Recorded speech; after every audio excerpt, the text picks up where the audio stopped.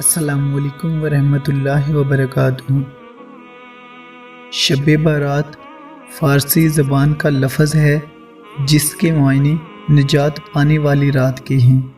اس رات میں چونکہ بہت سے گناہ گاروں کو مغفرت مل جاتی ہے، اس لیے اس رات کو شب بارات کہا جاتا ہے۔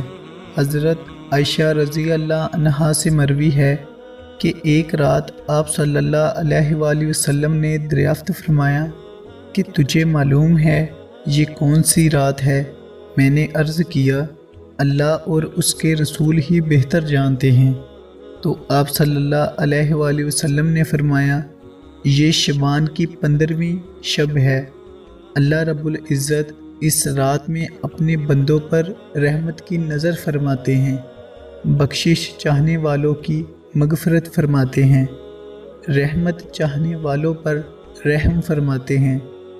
حضرت ابو بکر صدیق رضی اللہ عنہ سے روایت ہے کہ آپ صلی اللہ علیہ وآلہ وسلم نے فرمایا اللہ تعالیٰ 15ویں شعبان کی رات میں آسمان دنیا کی طرف اپنی شان کے مطابق نزول فرماتے ہیں اور اس رات ہر کسی کی مغفرت کر دی جاتی ہے سوائے اللہ کے ساتھ شریک کرنے والے یا ایسے شخص جس کے دل میں بغض ہو۔